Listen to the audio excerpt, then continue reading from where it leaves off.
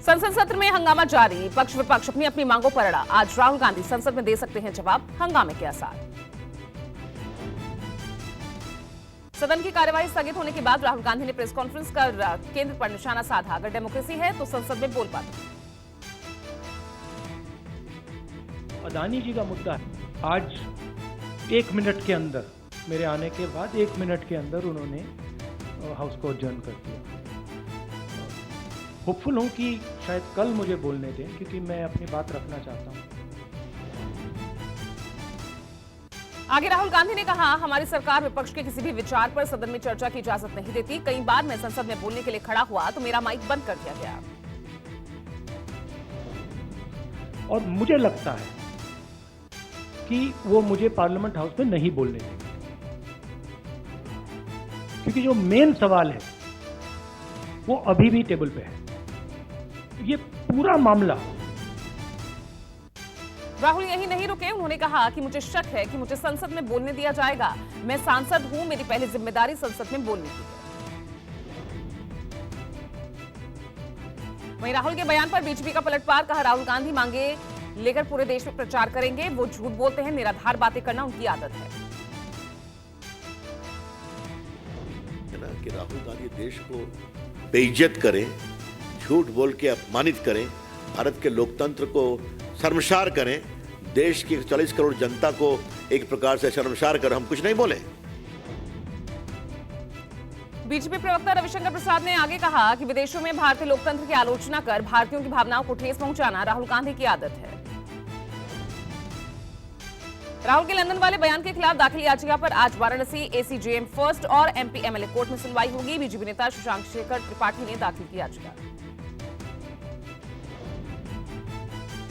संसद सत्र के चौथे दिन भी हंगामा, राहुल गांधी से माफी मांगने को लेकर और अडानी के मुद्दे पर पक्ष विपक्ष का हंगामा। कार्यवाही आज सुबह 11 बजे तक के लिए स्थगित। कल दोपहर 2 बजे से संसद की कार्यवाही में शामिल हुए राहुल गांधी, कहा मुझे बोलने का दे मौका, लेकिन माफी की मांग को लेकर बीजेपी सांसद करते रहे हंगामा। राज्यसभा सांसद संजय सिंह बोले, अगर देश की संसद में दुनिया के सबसे बड़े घोटाले की चर्चा नहीं हो सकती तो कहां होगी।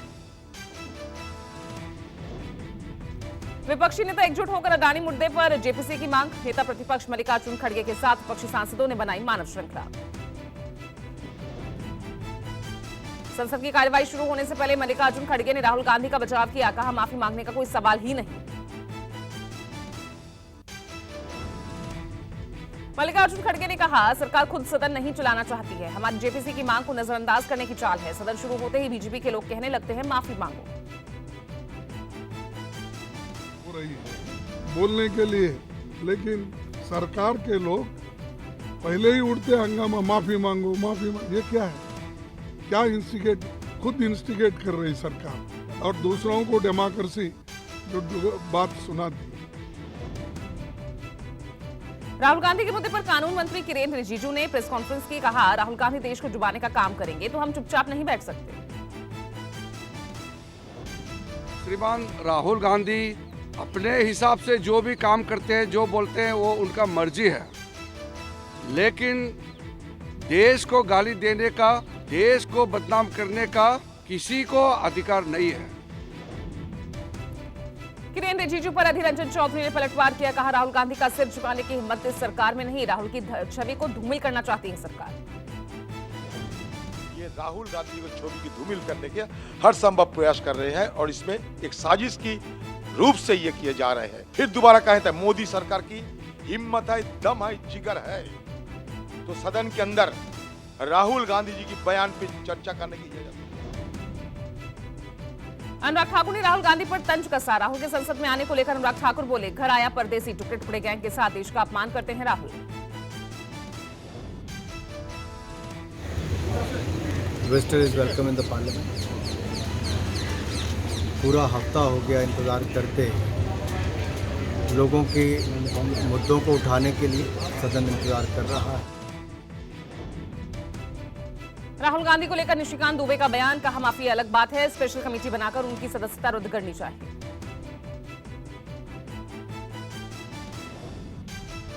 संसद सत्र को लेकर टॉप मंत्रियों के साथ पीएम मोदी ने कल बैठक की। कार्यवाही शुरू होते ही बैठक में राजनाथ सिंह, पीयूष गोयल, अनुराग ठाकुर, किरेन रिजिजू और प्रहलाद जोशी शामिल हुए। संसद सत्र को लेकर विपक्ष की बैठक, मल्लिकार्जुन खड़गे के साथ विपक्षी दलों ने भी बैठक की। विपक्षी दलों की बैठक में टीएमसी शामिल नहीं हुई। बढ़ सकती है राहुल गांधी की मुश्किलें, सूत्रों के हवाले से खबर। दिल्ली पुलिस ने जारी किया नोटिस, महिला उत्पीड़न से जुड़े बयान को लेकर पीड़ितों की जानकारी मांगी। दिल्ली पुलिस ने राहुल गांधी से श्रीनगर से संबंधित एक बयान, जिसमें उन्होंने कहा था कि कुछ पीड़िता मिली, उन्होंने अपने और महिलाओं के यौन उत्पीड़न की बात बताई। पुलिस ने सवालों की सूची भेजी है और राहुल से विवरण मांगा है, जिसमें उनसे संपर्क किया गया था। पुलिस जानकारी चाहती है जिससे उन्हें सुरक्षा दी जा सके। वहीं कांग्रेस ने इस पर पलटवार करते हुए ट्वीट किया, अडानी के साथ पीएम मोदी के रिश्ते पर राहुल गांधी के सवालों से बौखलाई सरकार, पुलिस के पीछे छिप रही है।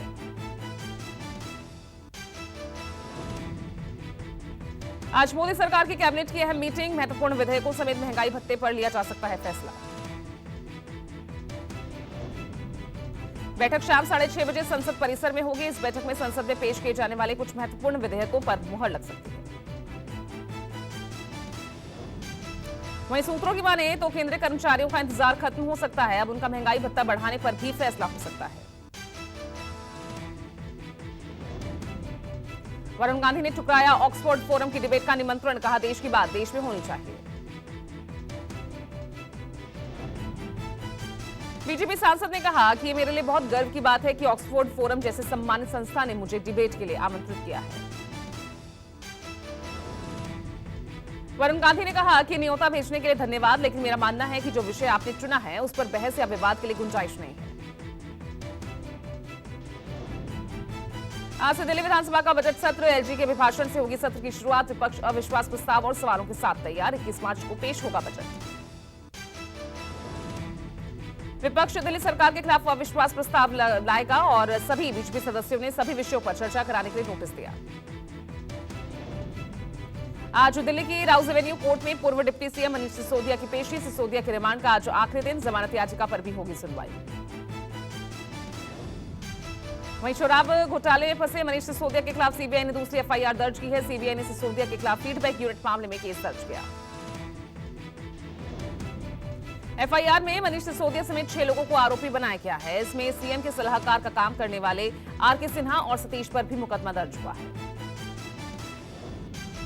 शराब नीति के खिलाफ बीजेपी का जन जागरण अभियान जारी। आज दिल्ली के प्रमुख मेट्रो स्टेशन के बाहर प्रदर्शन करेगी बीजेपी।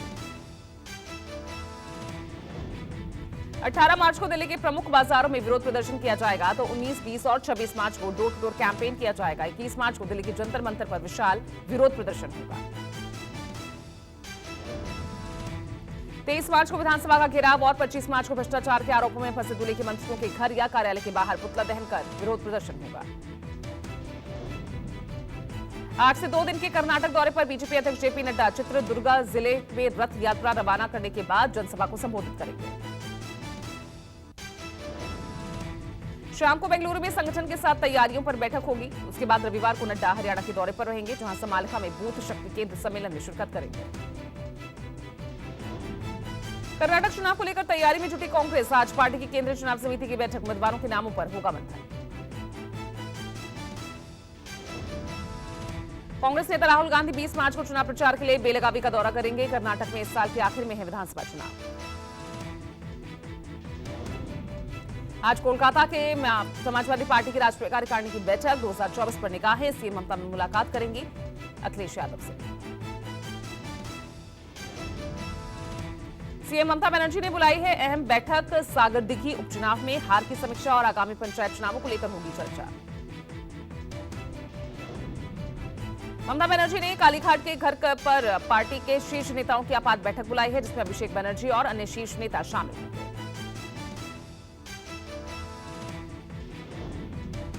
महाराष्ट्र सरकार और किसान संगठन के बीच सकारात्मक चर्चा। 20 तारीख तक किसान सरकार के आदेश की प्रतीक्षा करेंगे। महाराष्ट्र सरकार के सामने किसानों ने रखी अपनी 12 मांगे। सरकार इन मांगों को लेकर सकारात्मक रुख दिखाती नजर आई। सरकार ने लॉन्ग मार्च वापस लेने की अपील। राज्य के मुख्यमंत्री एकनाथ शिंदे ने कहा कि किसानों की लॉन्ग मार्च को लेकर सरकार से सकारात्मक चर्चा हुई है। आज सदन में इस मुद्दे पर बयान भी दिया जाएगा। इस वक्त किसानों का मोर्चा ठाणे जिले के बाशिंदे पहुंच चुका है और 20 तारीख तक मोर्चा इसी जगह पर रहेगा। सरकार के जवाब का इंतजार करेगा।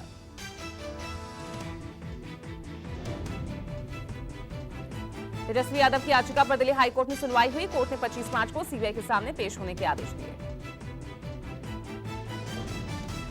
नौकरी के बदले जमीन मामले में घिरे हैं तेजस्वी यादव। हाईकोर्ट ने कहा, सीबीआई ने आश्वस्त किया है कि तेजस्वी इस महीने गिरफ्तार नहीं होंगे। पुंछ में शिवलिंग पर जलाभिषेक करते दिखाई दी पीडीपी अध्यक्ष महबूबा मुफ्ती। महबूबा मुफ्ती ने नवग्रह मंदिर में पूजा अर्चना की। महबूबा मुफ्ती के शिवलिंग पर जल चढ़ाने को बीजेपी ने नौटंकी करार दिया। कहा, महबूबा मुफ्ती ने 2008 में अमरनाथ श्राइन बोर्ड को भूमि आवंटित करने का विरोध किया था।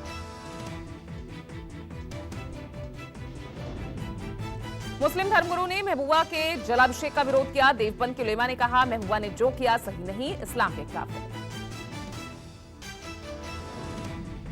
अतीक की याचिका पर आज सुप्रीम कोर्ट में सुनवाई। अतीक अहमद ने जान को खतरा बताते हुए अहमदाबाद जेल से यूपी ना लाए जाने की मांग की।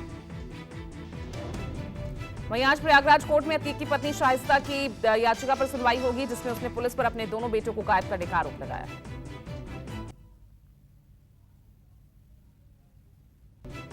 इन्फ्लुएंजा H3N2 से देश में बढ़ी दहशत। वायरस से अब तक 10 लोगों की मौत। सबसे ज्यादा 58 केस महाराष्ट्र में। दिल्ली, गुजरात, महाराष्ट्र समेत देश के कई राज्यों में H3N2 वायरस का खतरा बढ़ा। अब तक स्वाइन फ्लू और H3N2 के कुल 352 मामले सामने आए। एमपी में इन्फ्लुएंजा का पहला केस सामने आया। भोपाल के युवक में मिला H3N2 का संक्रमण। संक्रमित युवक अभी होम आइसोलेशन में। यूपी में बिजली कर्मचारियों की सांकेतिक हड़ताल। बिजली कर्मचारियों और सरकार के बीच बातचीत फेल।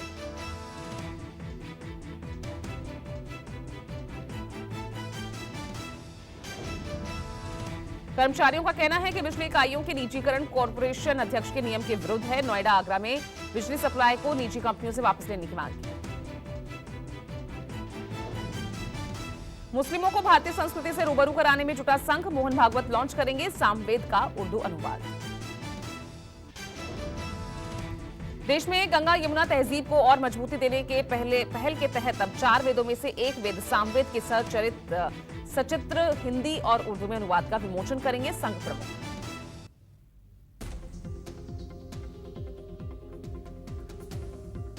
यूपी के संभल में बड़ा हादसा। चंदौसी इलाके में आलू से भरे कोल्ड स्टोर की छत गिरी। हादसे में 2 की मौत।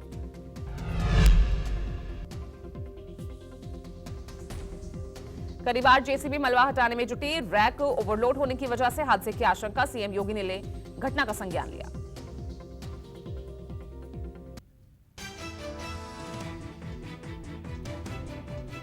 जल्द दिल्ली का दौरा करेंगी ममता बनर्जी। ममता कांग्रेस जेडीयू को छोड़ दूसरे विपक्षी नेताओं से मुलाकात करेंगी। बताया जा रहा है कि 2024 को लेकर ममता बनर्जी बनाएंगी रणनीति। ममता बनर्जी, शरद पवार, फारूक अब्दुल्ला, अरविंद केजरीवाल, तेजस्वी और अखिलेश उद्धव ठाकरे से भी मिल सकते हैं ममता बनर्जी। तेजी से बनाया जा रहा अयोध्या में राम मंदिर का काम 70% पूरा हुआ। जनवरी 2024 के तीसरे हफ्ते तक भगवान राम की मूर्ति की स्थापना होगी।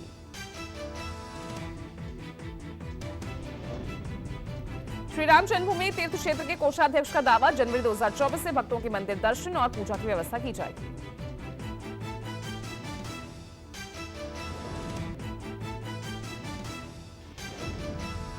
यूपी पुलिस का अपराधियों में खौफ। एनकाउंटर के डर से गले में तख्ती डाल थाने पहुंचा लुटेरा। पुलिस के सामने किया सरेंडर।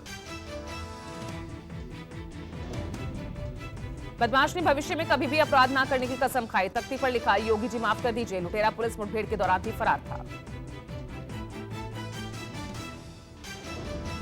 मध्य प्रदेश के मुख्यमंत्री शिवराज सिंह चौहान ने लाडली बहना योजना की समीक्षा बैठक की। योजना का लाभ उठाने के लिए ऑनलाइन माध्यम भी जारी किया। आगरा के स्वास्थ्य विभाग की गाइडलाइन को पूरा नहीं करने वाले अस्पतालों के खिलाफ कार्यवाही तेज। स्वास्थ्य विभाग अस्पतालों का निरीक्षण किया।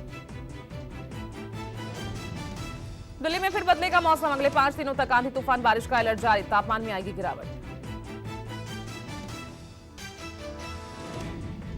यूपी में बदला मौसम का मिजाज। बारिश के साथ ओलावृष्टि की संभावना। मौसम विभाग ने येलो अलर्ट जारी किया। बिहार में पड़ने वाली है भीषण गर्मी, संभावित हीट वेव को लेकर सभी अस्पतालों को अलर्ट रहने के आदेश। उत्तराखंड में बारिश बर्फबारी का दौर जारी, तापमान में आई गिरावट, मौसम विभाग ने येलो अलर्ट जारी किया।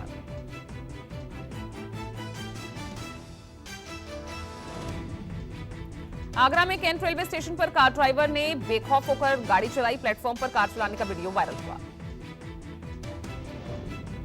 वीडियो वायरल होने के बाद एक्शन में अधिकारी मंडल वाणिज्य प्रबंधक ने कहा, सुरक्षा में चूक के कारण ऐसा हुआ। दिल्ली के वजीरपुर की फैक्ट्री में लगी भीषण आग, देखते ही देखते आग ने लिया विकराल रूप।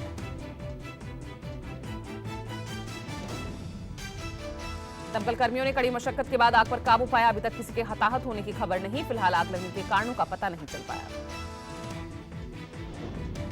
बिहार के वैशाली में पुलिस का गजब कारनामा, शराबबंदी के बावजूद मजदूर को पैसे देने के बजाय शराब की बोतलें दी। मजदूरों को शराब बांटने का वीडियो सोशल मीडिया पर वायरल हुआ। वायरल वीडियो वैशाली जिले के महुआ थाने का बताया जा रहा।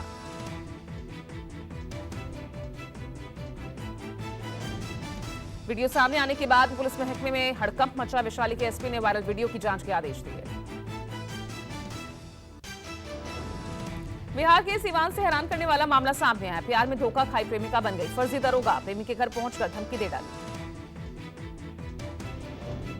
सूचना मिलते ही पुलिस मौके पर पहुंची, प्रेमिका को गिरफ्तार किया। जांच के दौरान पता चला कि युवती फर्जी दरोगा बनकर प्रेमी को डरा रही थी।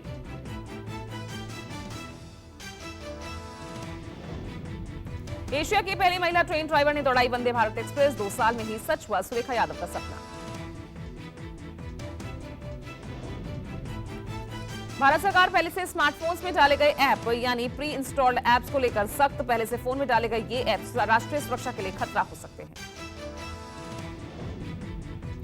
अब रेल नेटवर्क का विस्तार और ट्रेन चलाने में हाइड्रोजन ईंधन का होगा इस्तेमाल। बिजली की कमी और कोयले से प्रदूषण बढ़ने के खतरे को देखते हुए लिया गया फैसला। हवाई किराए में बढ़ोतरी से यात्री परेशान। केंद्र सरकार ने फिर से हवाई किराया तय करने का अधिकार एयरलाइंस को सौंपा। होली के बाद भी यात्रियों की बढ़ रही भीड़। रेलवे ने किया स्पेशल ट्रेन चलाने का फैसला ताकि यात्रियों को घर से वापस शहर आने में ज्यादा परेशानी ना हो। भारतीय मूल के रवि चौधरी को मिली बड़ी जिम्मेदारी। अमेरिका की वायुसेना के सहायक सचिव बने रवि।